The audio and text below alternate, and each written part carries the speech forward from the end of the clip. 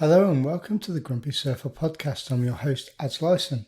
My guest today is someone I idolised as a child and paved the way in professional surfing for goofy footers. This person has won 2 ASP World titles, 3 Pipe Masters and the Triple Crown of Surfing. He is truly an inspirational and spiritual human being and an honour to talk to. Please enjoy a Grumpy Surfer conversation with Tom Carroll.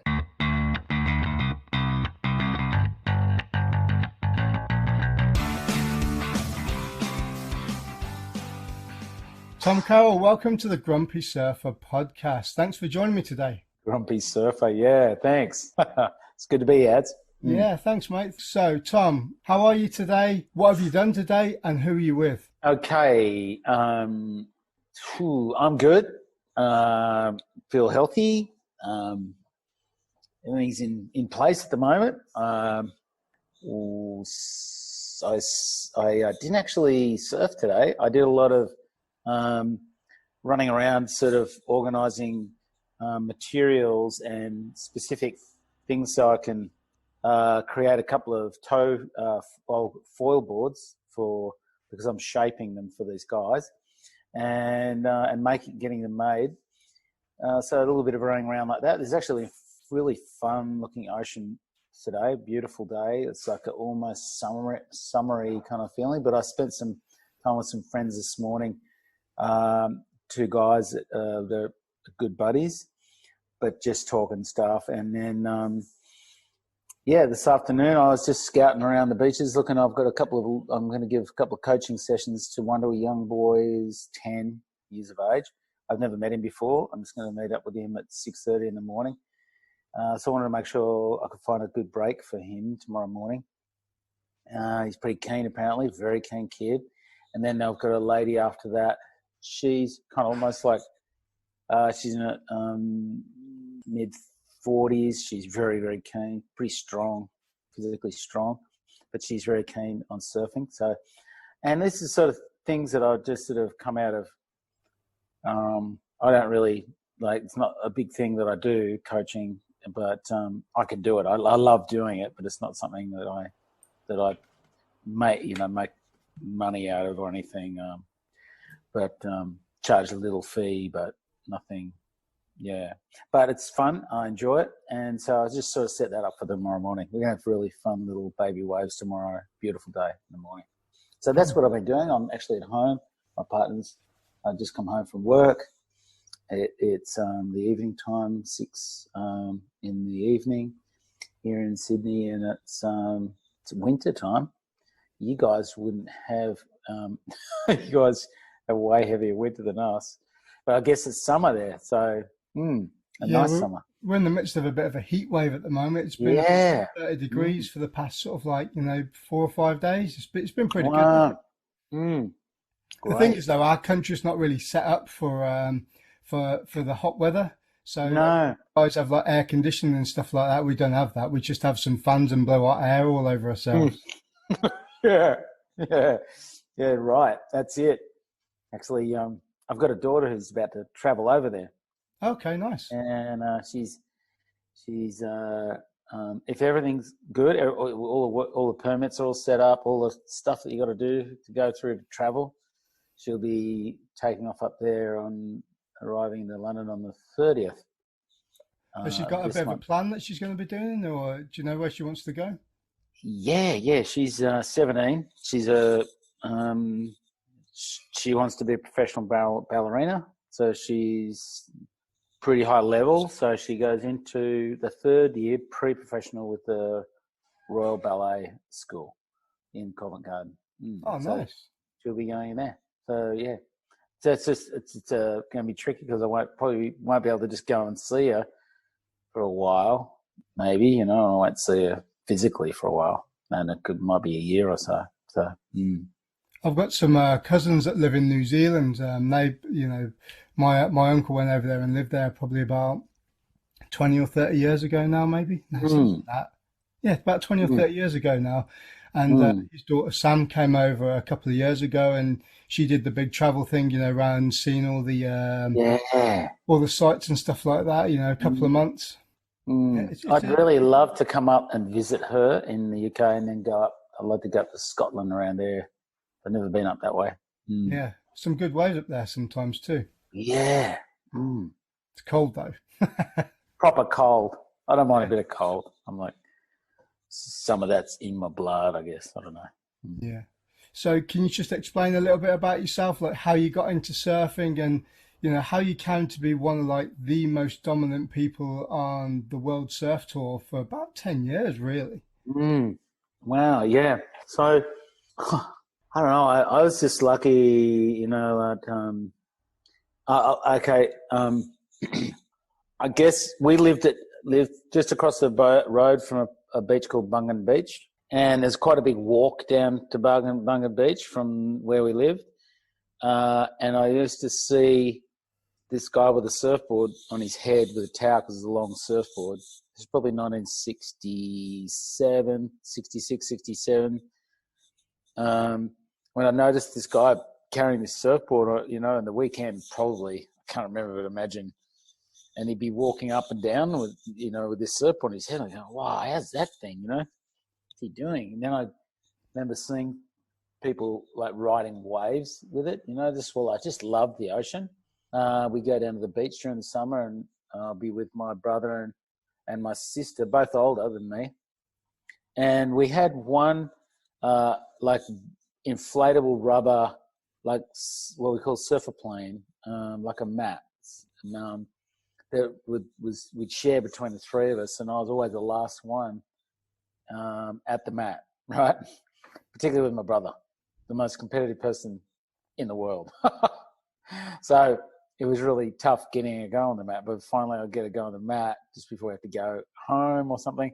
And I didn't really remember how that all worked out, but I remember I've got a photo of us standing there, and I was definitely the one without the mat.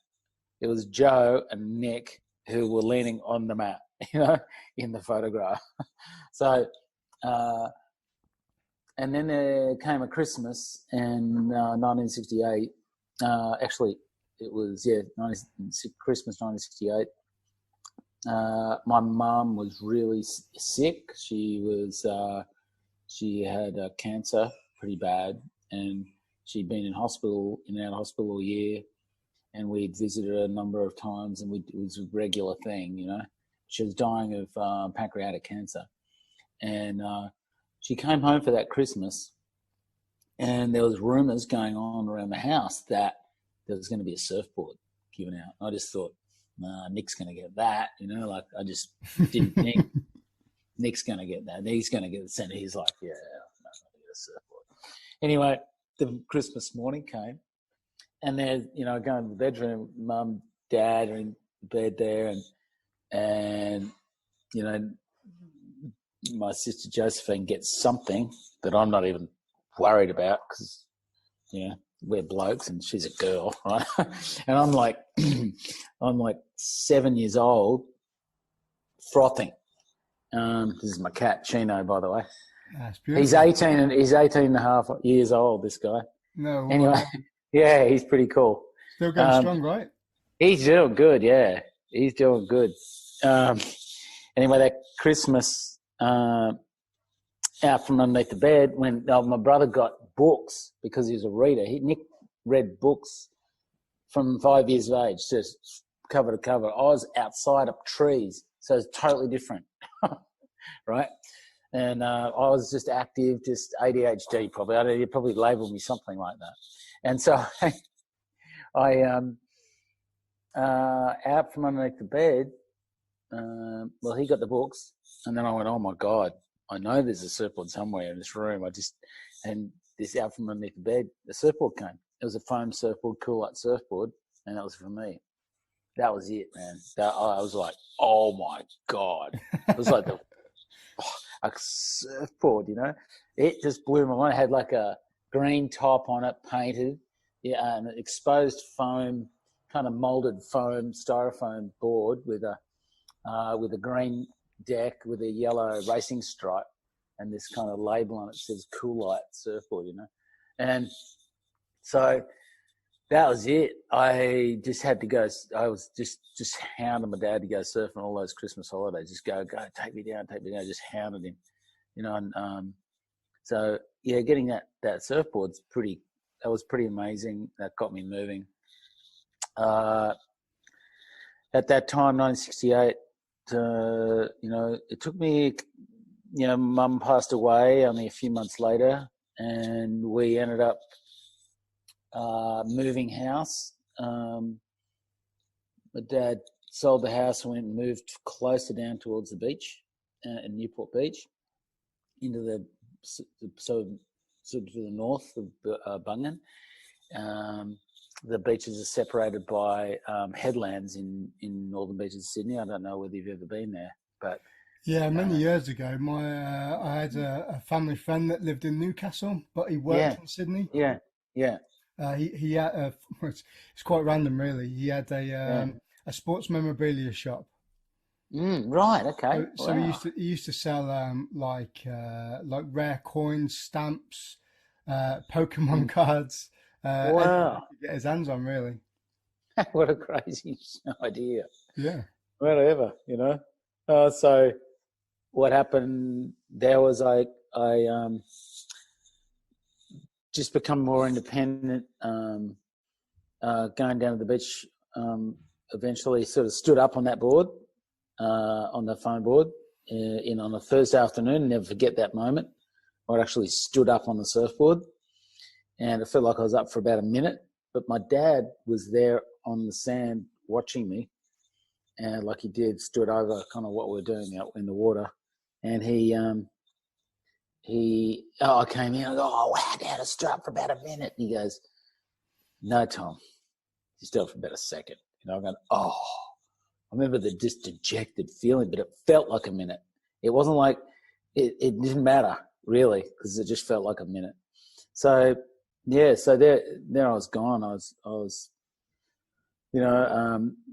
we basically, my brother went off and sort of got more involved with tennis for a little bit. That Christmas holidays coming up that next year, and I just got myself heavily into surfing with a buddy.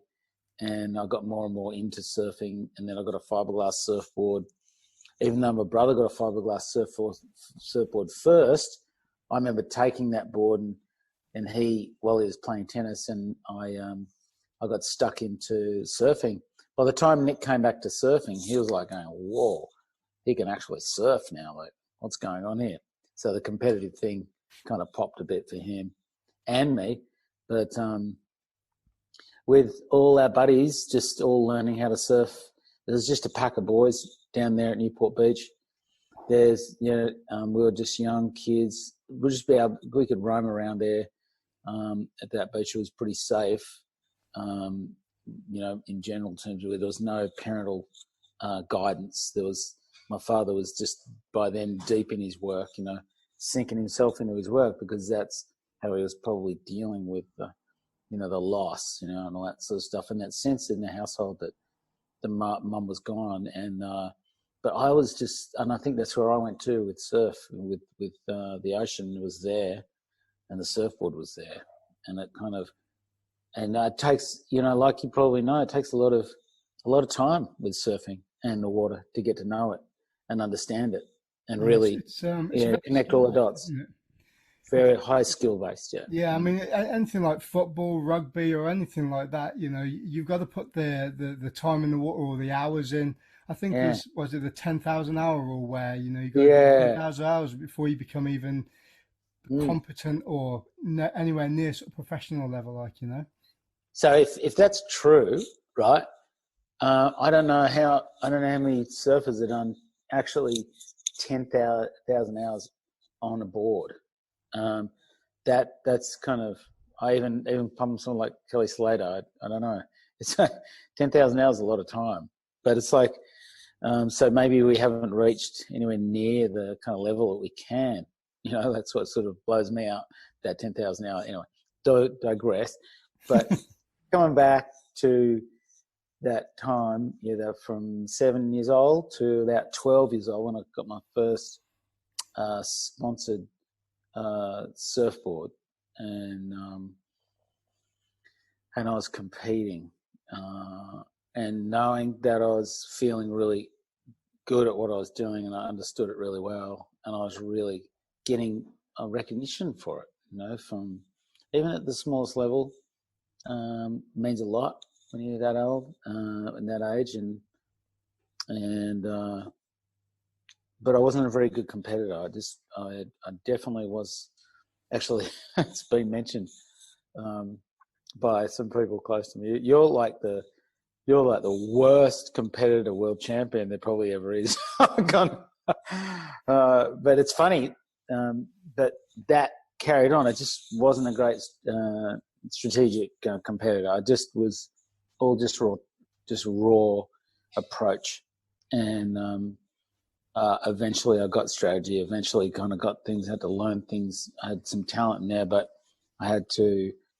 I knew and felt very strong and a lot of faith with my ability to read the ocean and be with the ocean at any kind of size, at any intensity. So I was happy with that, even if it was small. But that there was at Newport Beach where we grew up. There was a bunch of very competitive surfers, good surfers, guys like Derek Hind. My brother was very good. He became an Australian champion in amateur division twice, and numerous other, just a group of solid, crazy, 80s were crazy. It's just like this. We developed a board riders club called Newport Plus Board Riders Club in 1977, and we carried that on through the 80s in a real strong way. We would compete against other clubs. We would, and of course we'd go and a lot of us would go and travel to Hawaii when we could compete. We'd just push ourselves in the lineup all the time. It was always hyper competitive, just being in that group of men, like boys, men, trying to be men, but and all that stuff that goes on amongst that. It was really an amazing time. We ended up, as a club, becoming the national teams champions. So it was pretty cool. We actually brought surfers in from outside, like Martin Potter, and Richard Cram, and people like that who were brilliant surfers on the tour at that time. Martin Potter became a world champion, of course, and so they were happy to surf with us. So that's why we called it Newport Plus. And other clubs are just like, oh my God, Newport Plus are going to. But it was like that. It was really cool. A lot of camaraderie and a lot of madness as well. The male group mentality. But it's just lots of fun times. But that competitive environment, surfing this wave we call the peak, which is like this wave that would go left and right, pretty much goes into a sandbar on either side. It's a really basic wave that a lot of people will just go, oh my God, what are you surfing that wave for? But that was our wave, and we surfed it with a lot of passion and intensity. And even today, kids are kind of bringing it back. That intensity is kind of cool. But back then it was very intense competition, just paddling out. Actually, with my brother, still today, just jumping in the water to paddle out with him, it's still the memories in our cells just to compete, just to paddle out. It's just crazy. I mean, even if we don't want to, and I didn't feel like, okay, it's on.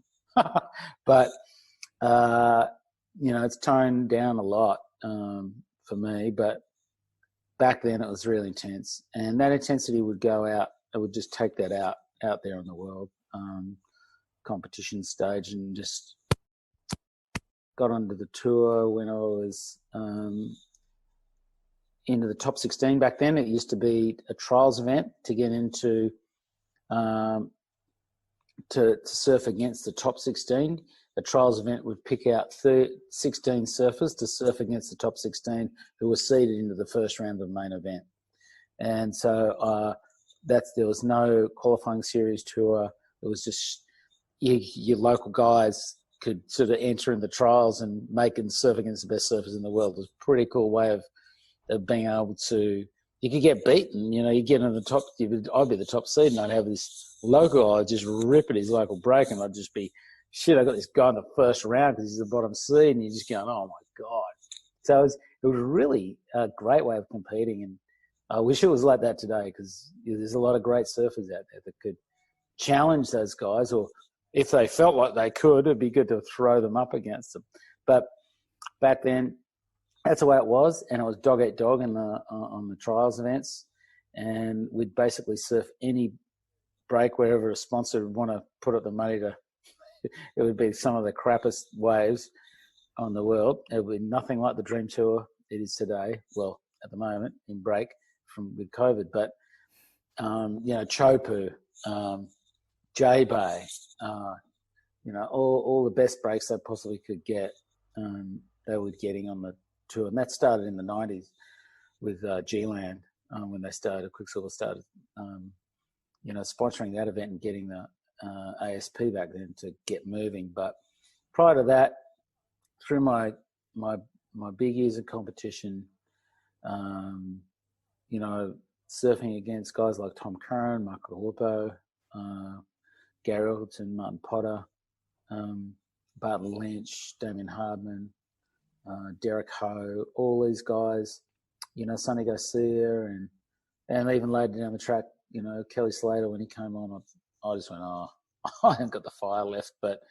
those, those 80s, the 1980s and early 90s were really powerful. Yeah, a lot of activity, a lot of travel. How did you find so what I would call you sort of like the second generation of professional surfing? So your first generation would be like your Rabbits, your Sean Thompsons and all, and your MRs and them sort of guys.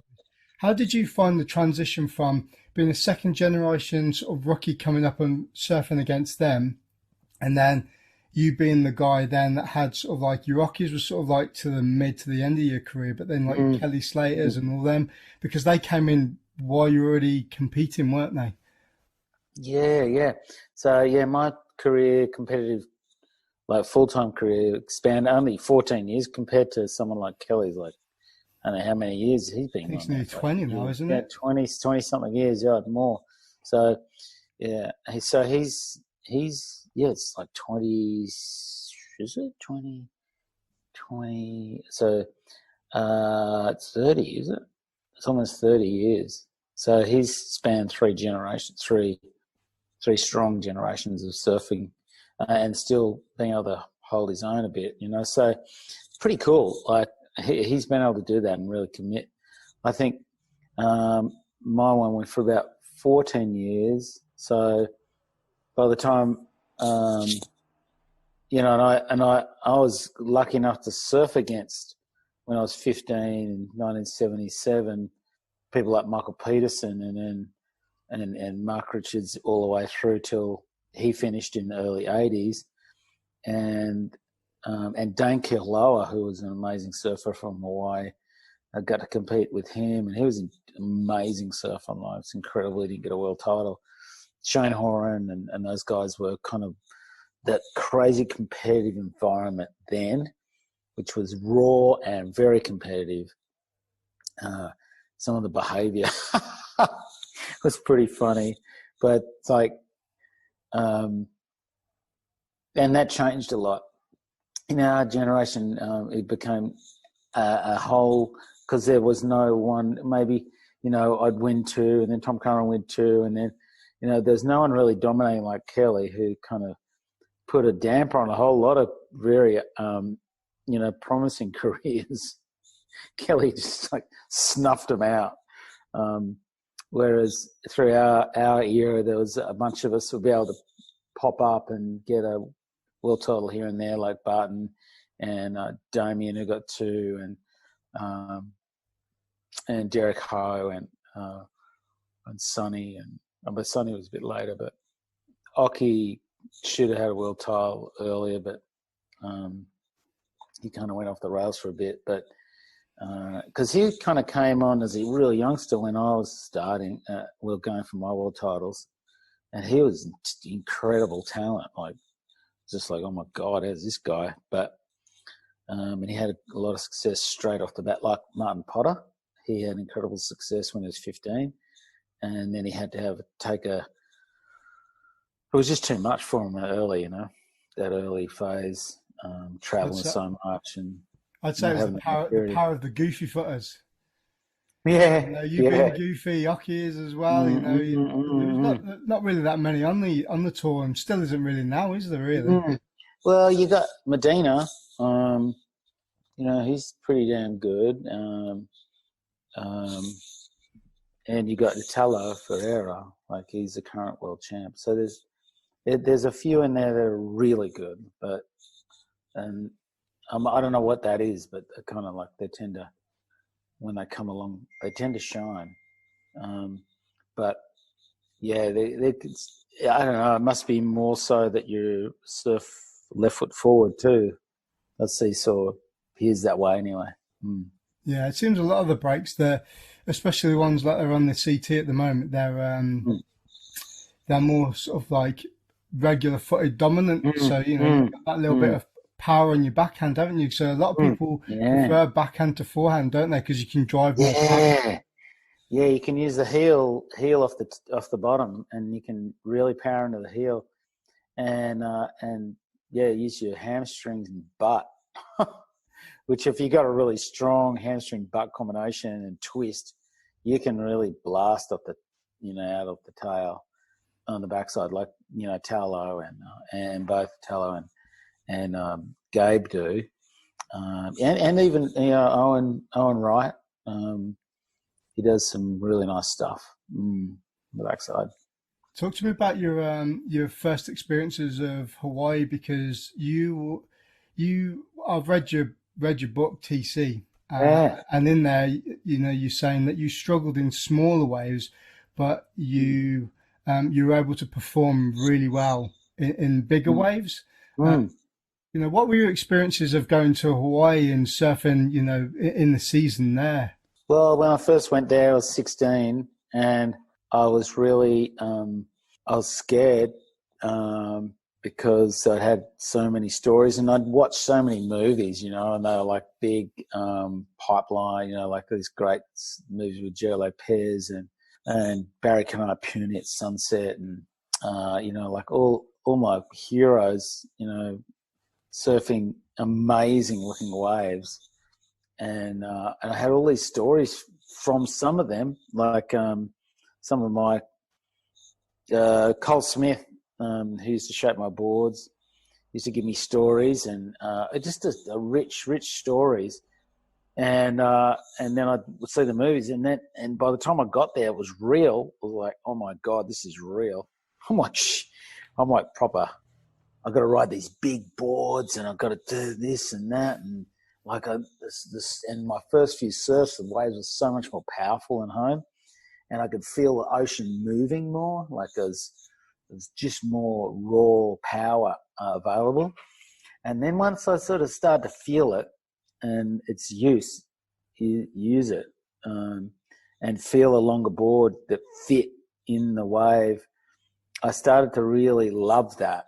I like the adrenaline, like the adrenaline of it. It just sort of fit into my system really well. I was and I just loved it. I could surf for hours, and I get myself into all sorts of shit. But it didn't bother me. I actually first wipe out at sunset, I literally shit myself. I filled my board shorts up fully, and I had to rip them off and wash myself out, because with all the stories were all through my head. And when I got pitched on the inside of Sunset, it's so thick, and I just got launched. And I remember just that weightlessness and everything. I was just evacuation of the bow, and never happened to me before, So it was quite a surprise. Well, if it was a regular recurrence, there'd be something seriously wrong, I think. Yes, yeah. But that was memorable, and but from now on, I was engaged, and I liked that engagement, that feeling, And I like feeling a little bit scared, that feeling, that little edgy, that, yeah. And I kind of dug into that, and it felt good. And that kind of didn't go away. I mean, it's sort of mellowed out now. The testosterone ride is sort of backed off now, but those first few trips to Hawaii, it just built me up, and I got more in tune with my equipment. I love the equipment. I love the feeling of the history of it, and I, seeing all my heroes there, and just like I felt like I was in the right place. Yeah, it must have been almost kind of like the Mecca, because, like I say, you when you probably went there when you were at 16, you were at the tail end of where you had like the pioneers being there. They must have still kind of been knocking around a little bit, but then surfing in the last 20 to 30 years has progressed so much. I mean, look, when you retired in what, 96 was it when you retired? No, 92 was it? 93 was my last year. 93 or 94. I think it was 94. So it's 94. So I retired, and I remember it was too much to have the two girls traveling. I had my two daughters going, and it was just too much. And I don't know how those guys do it, traveling with all their kids. Like Joel Parkinson did it for quite a long time. 3 kids.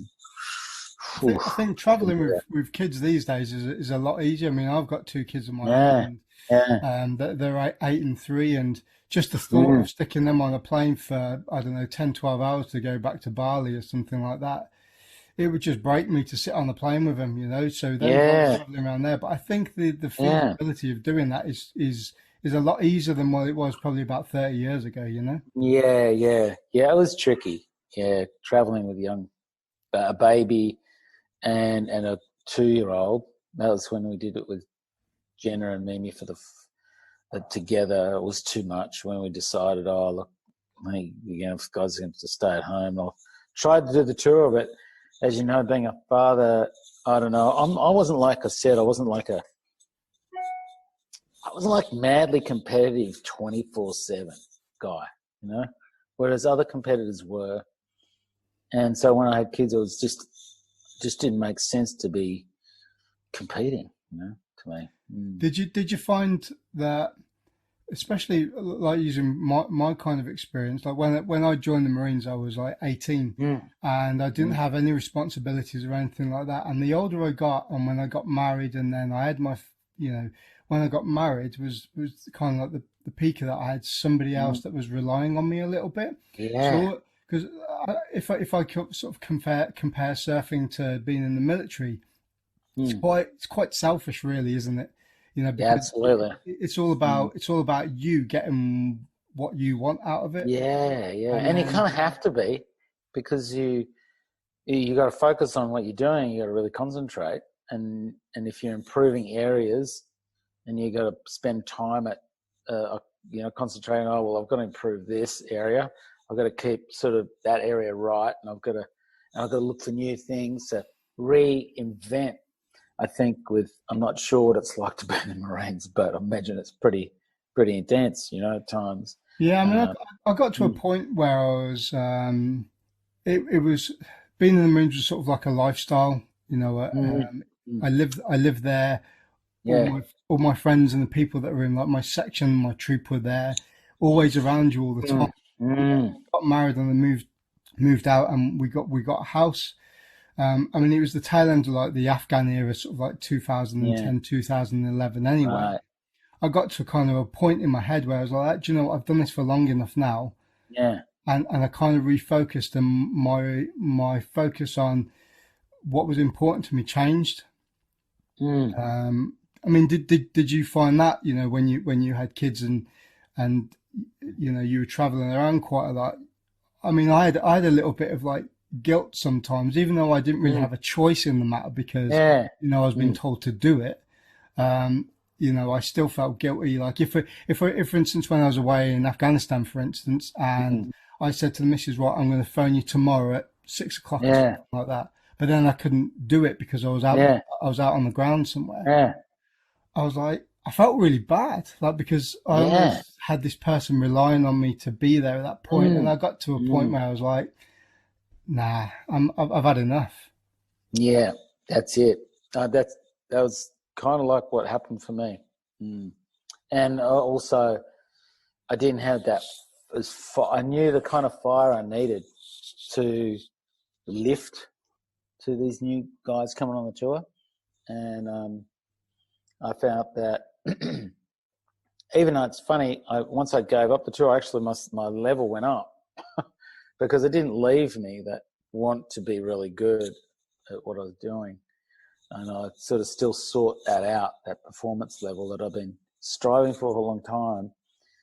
But I sought it in different ways, as far as like surfing different ways and, opening up to new, different type of equipment. Had a really good time surfing after coming off the tour. It wasn't as restricted, but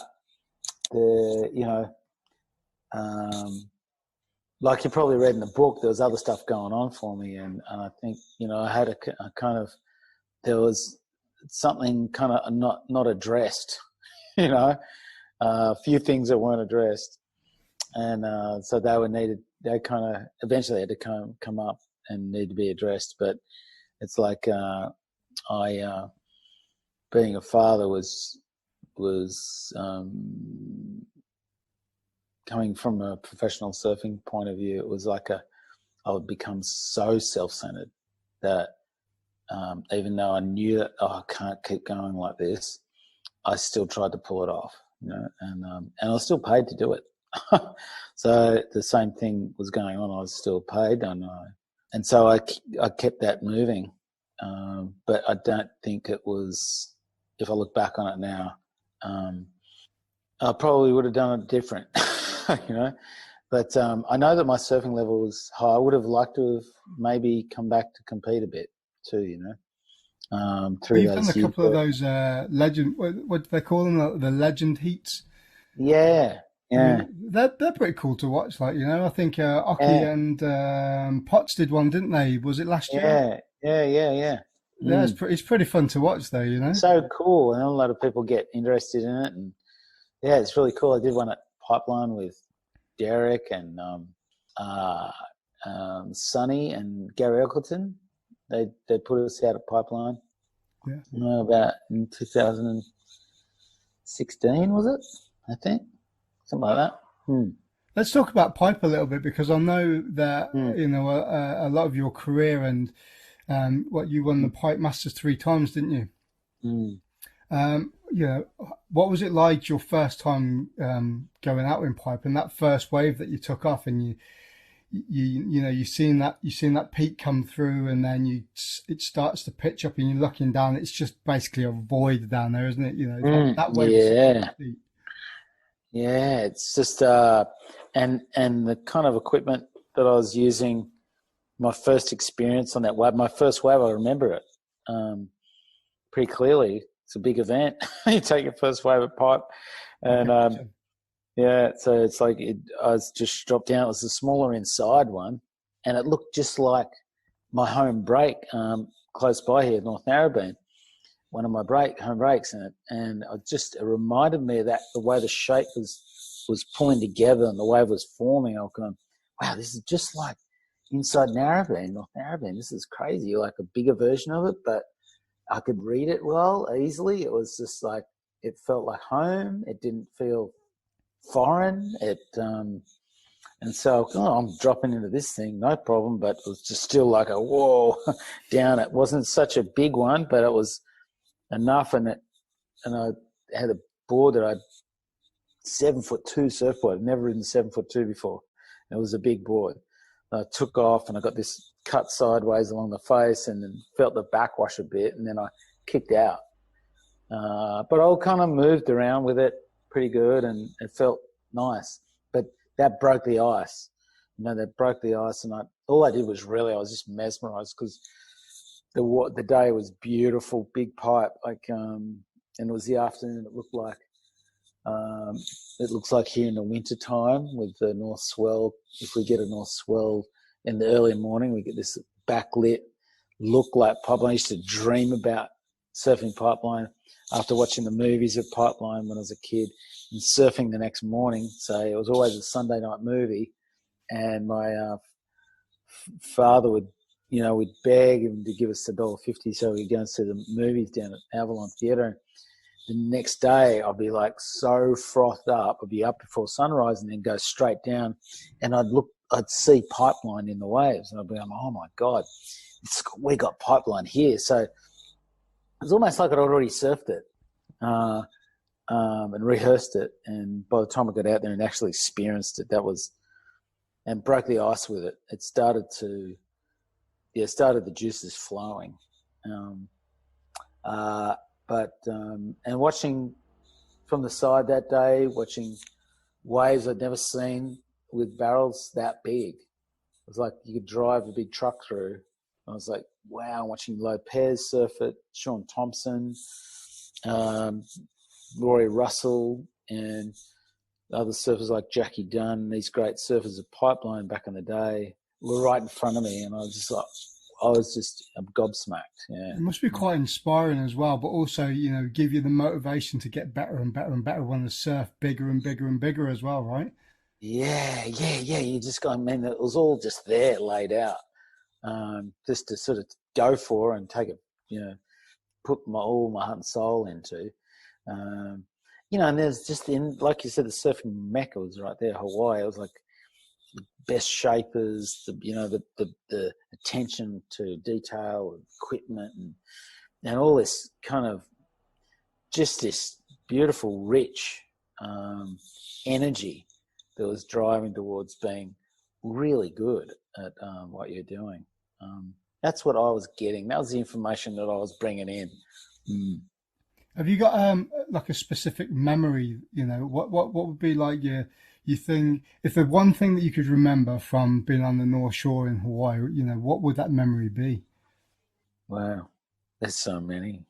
It was basically my second home. When I talk about spending time and knowing a place back to front, it's like this stretch of the northern beaches of Sydney and that stretch of the North Shore of Oahu, and the most memorable moment. There's some pretty, just like in the 1991 Pipeline Masters, winning that was pretty amazing feeling. My first win on the tour, though, was at Sunset Beach.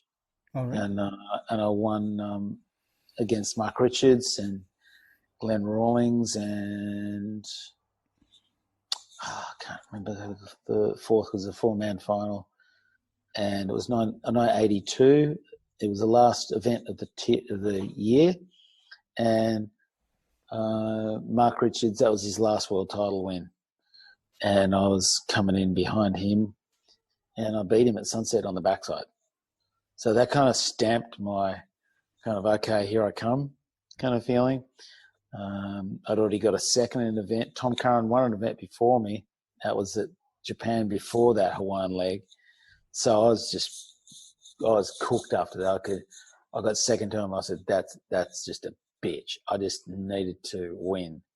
And I just didn't want to get second. And so, like I was talking about before, I don't think I was really competitive, but I could get ticked off into a very competitive mode, but it wasn't all-encompassing. Did you have we'll talk a little bit like mindset and how you psyched yourself up, because sports performance these days is quite a big thing, isn't it? Pete getting sports psychologists in, and I know a lot of the pros do it as well. They give themselves a focal point so they can win their heat or get to a certain point. Was there any sort of mindset that you went into a heat, especially in like bigger waves as well? Because I could imagine, regardless of what people say, it's got to be scary sometimes, especially second reef pipe coming in as well. When it's super big, you got to have you got to have your head on your shoulders properly and amp yourself up for it. Proper, yeah. And wow, A lot of it for me was practice and equipment and just feeling fit, like feeling well and fit and connected to my equipment for waves like that. I had to feel really. I worked on my equipment closely and practiced whenever I could in those sort of conditions. So I knew that I could just sort of take the training wheels off and just paddle into, and I kind of thrived on that stuff. My biggest, a lot of my training that I had to kind of do also was for very small waves, because a lot of the events were in tiny waves, if not nothing sometimes, and you have to make something out of nothing. And which you'd never see events, maybe in QS events today you'd find that, but very minimal conditions. So I had to learn how to get very effective in very small conditions. And I had to get myself quick, and I did a lot of training, physical training, and to get myself in good shape to deal with that. And especially the guys coming up like Tom Curran and Marco Galuppo and those guys who were really swift in those sort of conditions at the time. So I had to, the bigger conditions that we're faced with on the tour, it was more or less something I'd thrive on to go out. So it wasn't so much a try. I could see the other competitors, so like some of them like freaking out a bit. I'm going, okay, I feel all right with this, So there was something I was all right with that, but with the little ones, I was the smaller waves or the medium. I had to really work on that and to get my form correct. So I did a lot of training for that, and I put myself in for a couple of months of training, set a disciplined amount of hours each day and put that into the mix before competing on the last leg of the tour in 1984, where I eventually won the world title. That actually helped me get the title. Yeah. I spoke to Andy Cotton, who's one of Britain's big wave surfers, Yeah. the other day, and he was saying that I asked him a similar question about, how did you get into big wave surfing? And he said that he always felt comfortable. He never, there was never a point where he went out and he was like scared or, I did I had a lecture by a guy that did some, heard of NLP before, neuro linguistic practitioners. Okay, I've heard of that. Yeah, now, yeah, I know I've heard. Yeah, so one of the things that they were comparing it to jiu-jitsu, so I do Brazilian jiu-jitsu, and they were saying that before you go into a competition, when you feel scared, well, the same feeling that you have when you're scared is when you're excited as well. So are you excited or are you scared to do it? It's the same feeling. Yes, yeah, you got it. And that kind of like, it's like two different fears, if you want. I used to think that there's the fear that you've got to listen to both of them, but there's the one that absolutely is you just don't do it, right? Okay, you've got a broken leg or the femur's snapped, and you can't walk, and the thing is you don't want to walk. The fear is you don't want to even lean on that leg, right? So that's fear. That's like that's ultimate. That you ain't gonna walk. No one's gonna make me walk. I'm gonna be lying down in pain. So until I get fucking fixed up here, and but there's also the fear where, like we just talked about, is the one that engages us, engages the links into that adrenaline and excitement, and kind of gets us in over the edge a bit.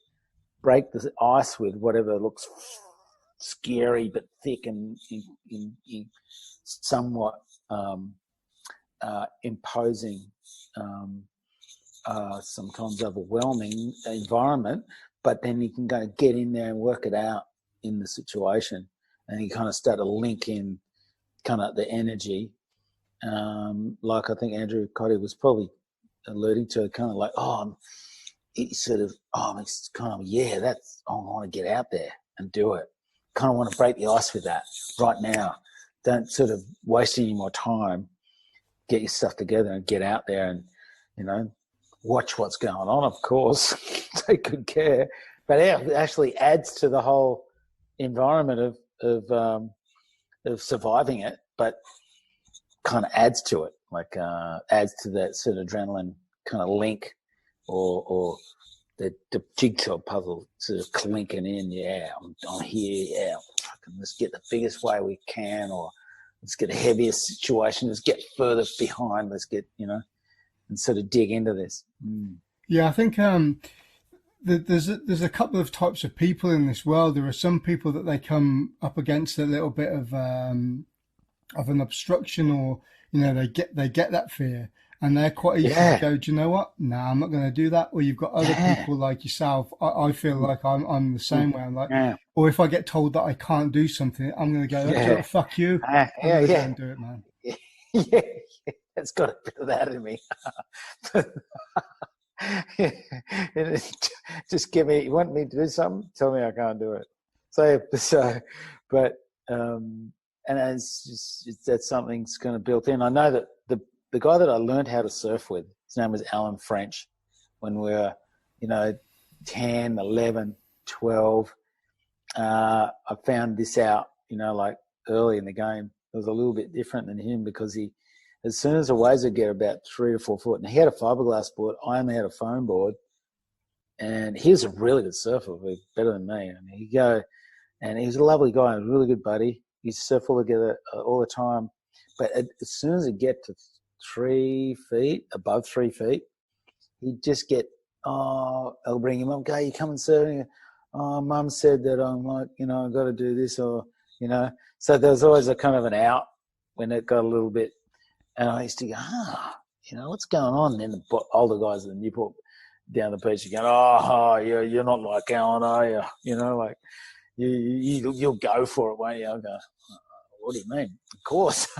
So sort of kind of a natural difference going on, and it didn't make him like he was still an amazing surfer, and he was good to be with, and was a good buddy, and but I would go definitely out in anything that was coming along, at even that age.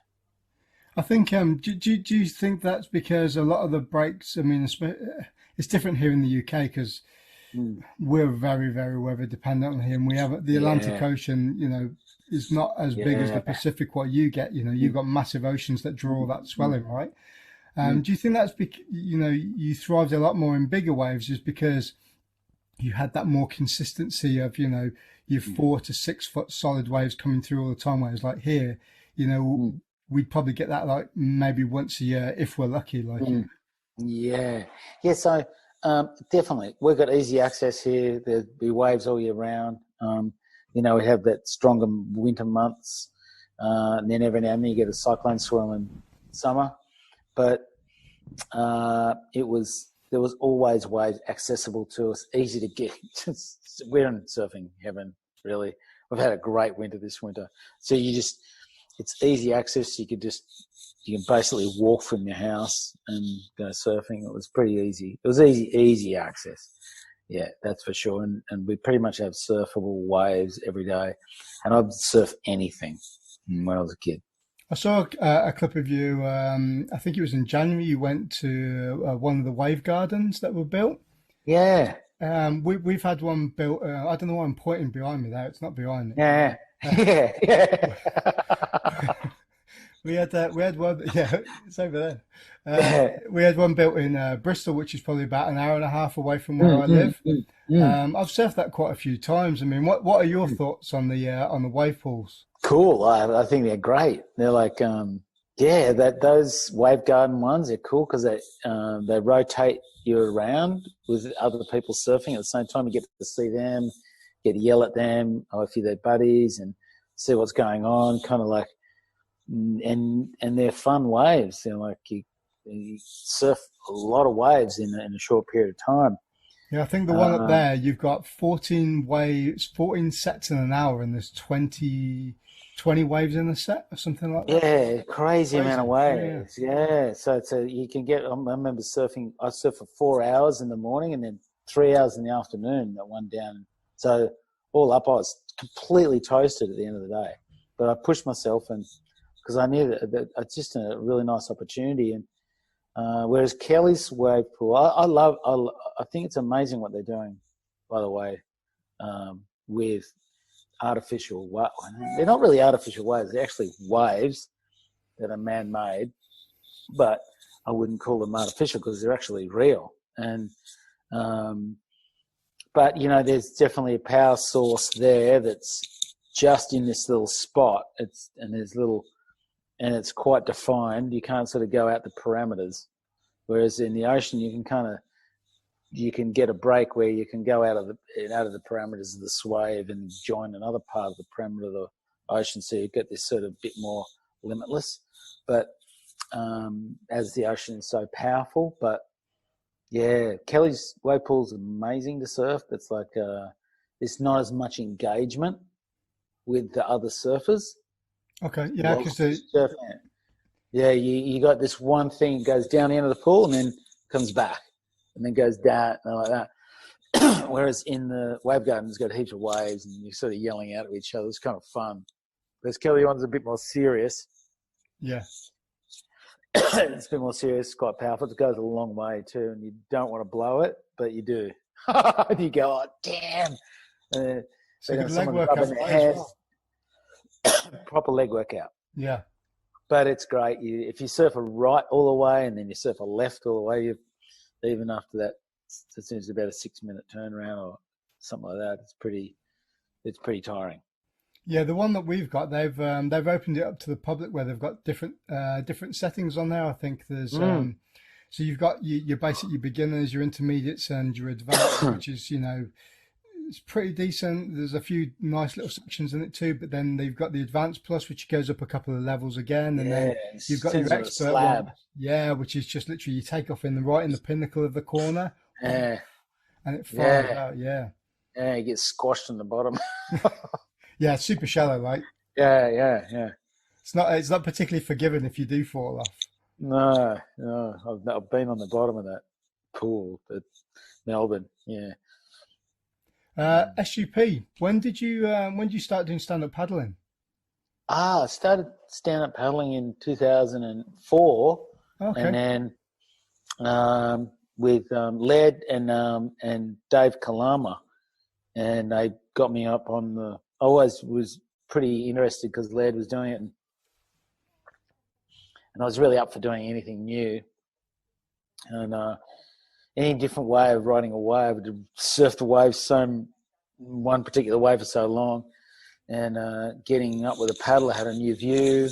It was physically really challenging, and I could ride a longboard. I wanted to ride a longboard and just feel the ability to use the paddle and different ways of just using the body. And I found it incredibly challenging. Like one of those things, okay, so you can't do that. Sure. Were you ever one of those guys that, you saw people starting to do it and you were like, what the fuck are they doing? There's a lot of surfers that have a negative look on paddling, whereas like I'm not the saying grumpy surfer. Yeah, exactly. but I like to I've got boards all the way from like a little 5-6 fish all the way up to I've got a 9-8 paddleboard that I surf in anything between sort of like 2 to 3 foot. Yeah. If it gets bigger than that, I'll go back to riding my boards again. Yeah. Like that diversity in it, I think it just gives you a lot more to expand your experience, really, isn't it?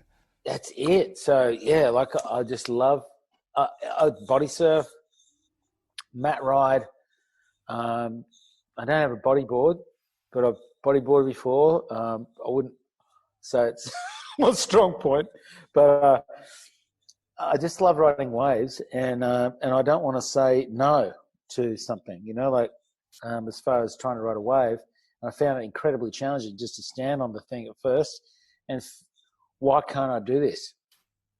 I've got to do this. So I dug in on the challenge, and I loved the challenge.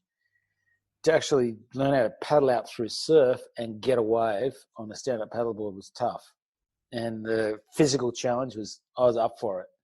And it was right at the time when I really needed a new physical challenge, and I bit, and I took it. I still love it. Still, from time to time, I haven't done it. I've been more into the foiling lately. Been really getting onto the foil and loving it. I thought I'd never be able to do it. And the first few times I did it, it was so hard and it didn't make any sense because it's very different. So I had to relearn, had to take surfing program out, reprogram into foil, and then put surfing on top of the foil program. So that was how it kind of went. And but now foiling's in there, I can pretty much sort of swap around. It's pretty cool. It's an amazing way of riding a swell. Yeah, I've got a few friends that do that, just to ride the swells as opposed to waves. I've not had the opportunity to do it yet, but it's something that I'd really like to do. 'Cause it looks so, what's the word? So graceful. Watching people just sort of like floating, because I think that didn't Laird develop it for bigger wave surfing, because the wind on a bigger wave, it creates so much chop. So we wanted a way to lift the board off, so he was able to still surf on it, but without being bounced off, basically, wasn't it? Yeah, it was funny. It's like, and he found it off. I believe it was. Have you ever seen the chair foiling? They sit in the chairs. Yeah. And they do flips and stuff, and they strap themselves onto a chair. Yeah. And it's scary. I can imagine ripping your back off, Yeah. tear your lower lumbar out. But they would like doing flips and doing weird stuff, and they got the little alloy sort of blades, and that's what he stuck on those boards. And he put his snowboard boots on. I tried it with the snowboard boots back in the day. A shocker. It was just horrible. And I ended up getting a wave. I was just got onto this wave. I remember Ross Clark Jones towed me into it, and I'm like flying along this wave at the local beach. The worst wave to actually foil on, by the way, now I realise.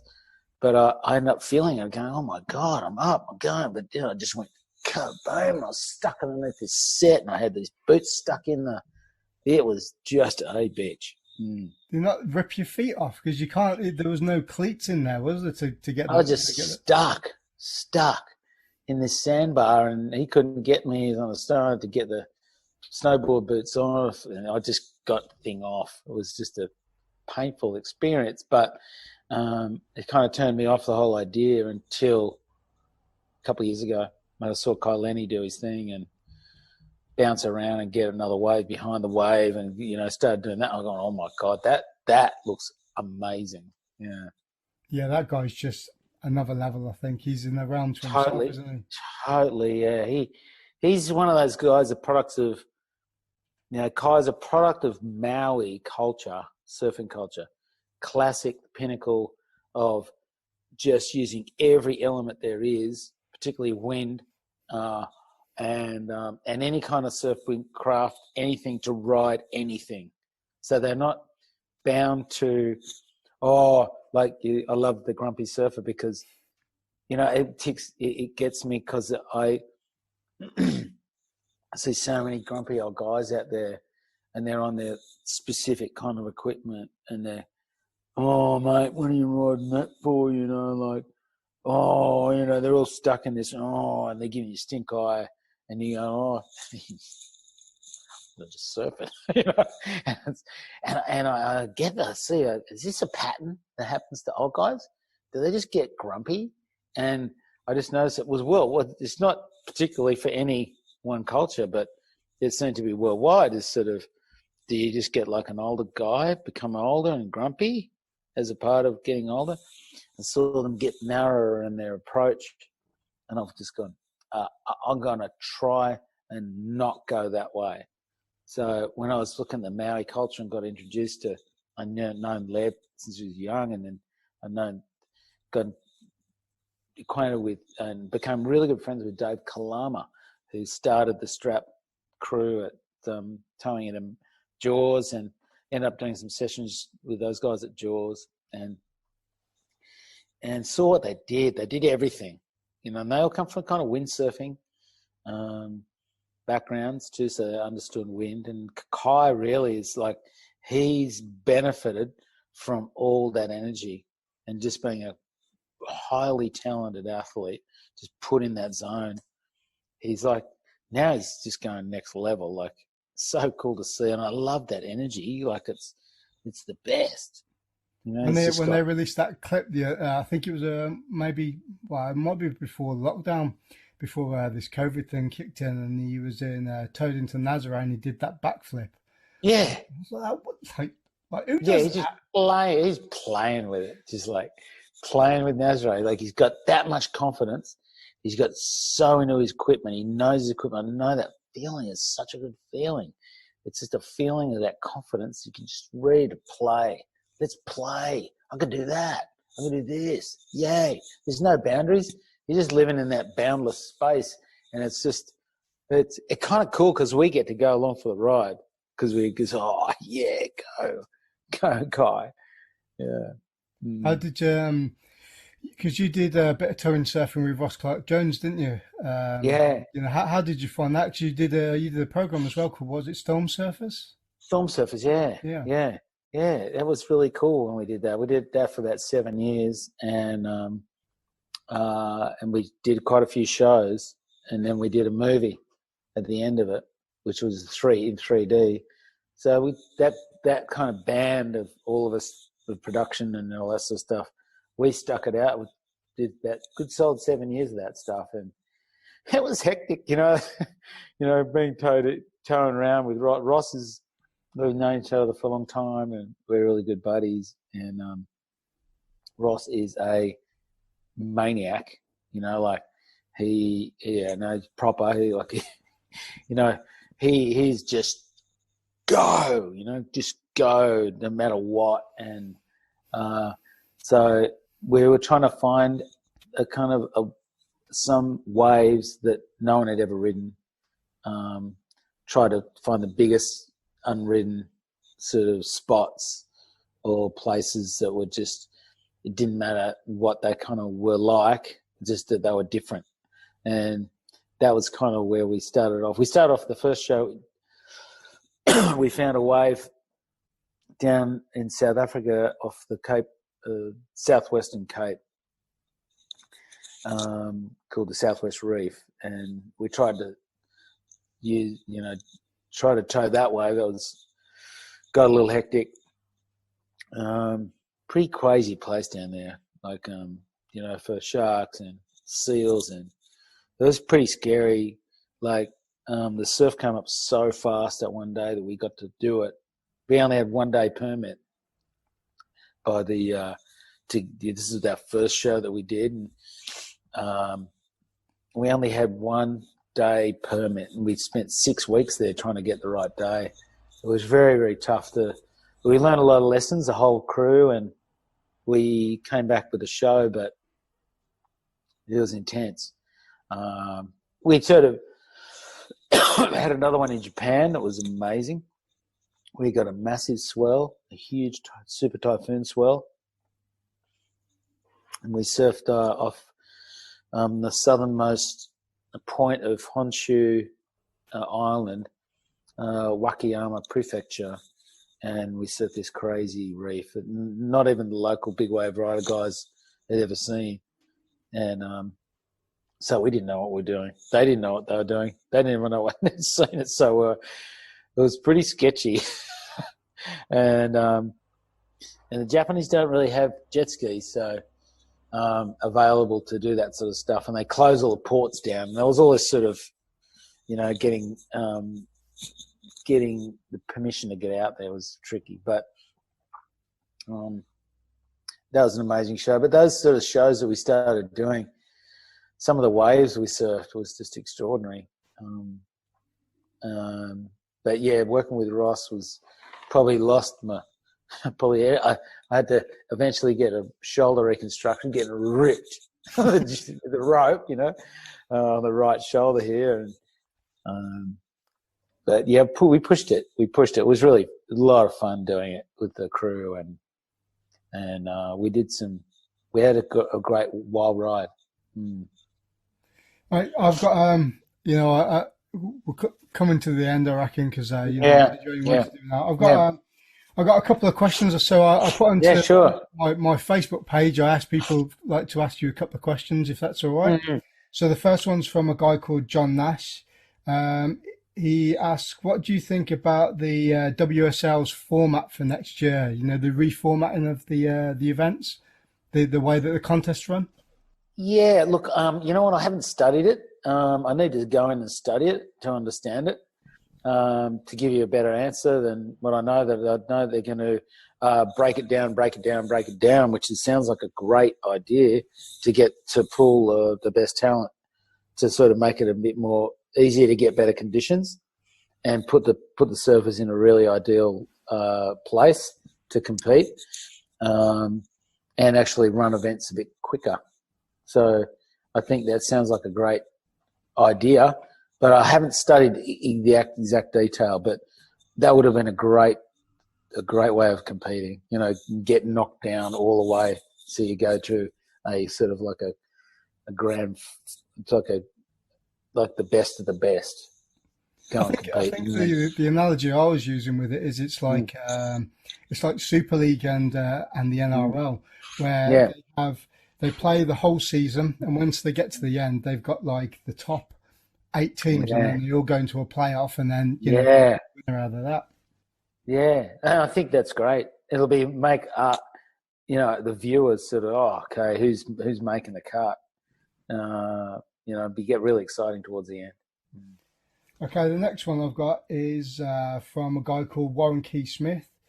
He says, when taking off on a critical wave, what goes through your mind to ensure that you get the best ride you can on that wave?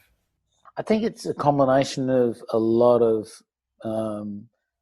surfing, and experience with what the wave's going to do and how you judge it, and so the decision making is just without thought. Does that make sense? Yeah, yeah. So we don't want to be thinking. It's got to be feel all the way. And once we've really, we've found ourselves a wave, and we're really only going to ride it if we're relaxed, we're alert, and we're feeling enthusiastic about the situation. Whereas, if we're really apprehensive, if we're stiff or rigid, if we're not sure what we're doing because we're inexperienced, so it's about sort of getting as much experience as you can in all different types of conditions. So when you finally find that you will know it when you get it. You'll feel that all that experience coming to that particular moment. That kind of lump of water is sacred too. That you get to know, that you feel really nice with, and that can be at all these different levels as you rise to those, more, experience levels of surfing. You have these moments through that pathway where that wave was really good, and you tend to want to go back to those sort of waves that really spoke to you and gave you that feeling. But I can't say that there's a thought process for me, other than the feeling, getting the feeling for it, going through the experience over and over to seek that particular kind of wave that I know I just love, the feeling of being on. And so, yeah, that's a tricky one. I couldn't say like a breakdown, one of those ones that break things down in increments and say, oh, this is what I do to get to there. It's really a feeling thing for me. Cool. Yeah, I like that. It's good. Thanks. Okay, so the last one from the Facebook questions then, from Matt Goff. Who on the current WSL roster would you like to compete against if you were back in your competing days? Oh, wow. Probably Italo. Italo, I would love to compete against Italo, and lift my game, and, because I love the way he lifts his game. Him and Gabe. I love to compete against Gabe. Like it stay Both strong of those with the boats. goofies, Tom. Stay strong. I guess I'm there with that. I still like to compete against Kelly. That'd be good because he's such a mind, and he's such a great competitor. I'd love to beat him, But there's some such good surfers, huh? Like John. I don't know. John's incredible. Like he's just incredible. He'd probably get himself a world title again. If he really wants it, he could just go and start racking them up. But I'm more impressed. I'm more driven to compete against Italo or Gabe. Yeah. Nice. Okay, we'll finish on the quick fire round. 5 questions. So the first one is, if you could surf a board, which fin setup would you surf for the rest of your life? So single fin, twin fin, thruster, quad, or bonzer? I'd have to stick with thruster, because even the various forms of the thruster can be the most versatile out of the lot. Nice. Coffee or tea? I like my coffee. Most memorable wave? Whoa, that's a hard one. I